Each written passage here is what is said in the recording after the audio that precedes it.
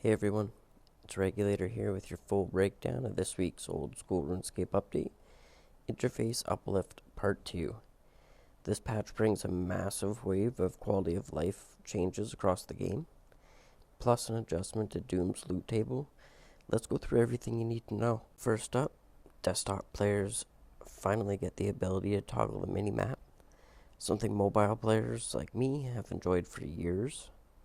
Right-click the world map icon, and your minimap collapses into a neat corner, stacking your hit points, prayer, run energy, and special attack orbs. It only works in resizable mode, but it's perfect for clearing space during PVM, skilling, whatever you're doing. Next, a great change for Theater of Blood runners, not like me.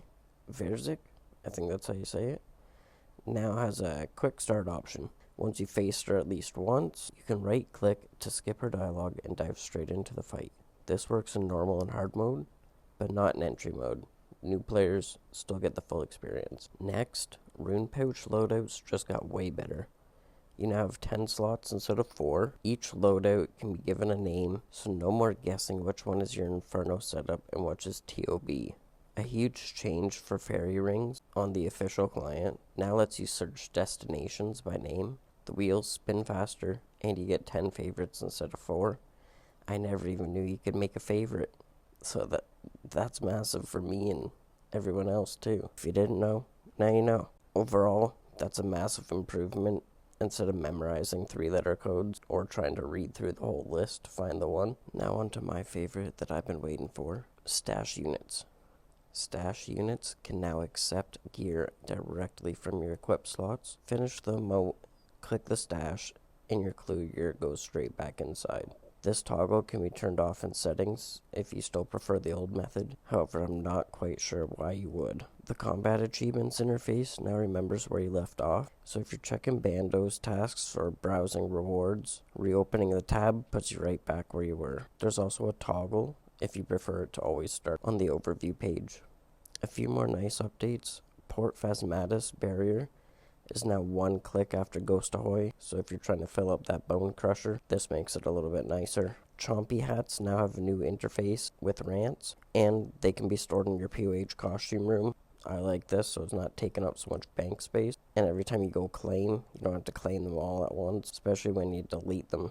Also, Chambers' Xeric reward chest has a bank all button for easy looting. A big change for some, Sunfire Splinters have been removed from Doom's loot table. Jagex noticed the sheer number of players farming Doom caused splinters to flood the economy, which we all saw, and then it tanked their value, which I know a lot of people were upset about. So this was undermining content like the Colosseum, so Doom will now focus on its uniques. While Splinters will likely return in the future through dedicated content, this keeps them valuable and sustainable long term. Some other notable small changes that they made: you can't pick up food or potions that are on the floor in Deadman or PvP worlds anymore if you've been in combat within the last 15 ticks, and if you've been in combat within the last 20 ticks, you can't trade either.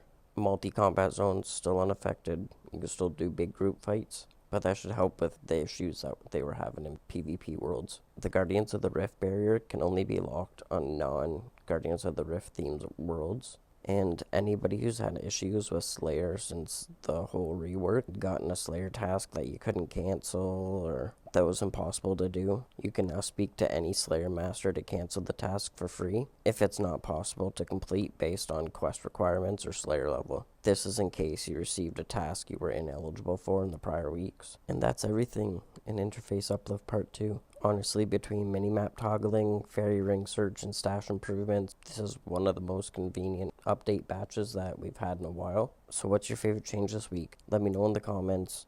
If you found this guide helpful, don't forget to like, subscribe, and go check out my other OSRS content. Thanks for watching.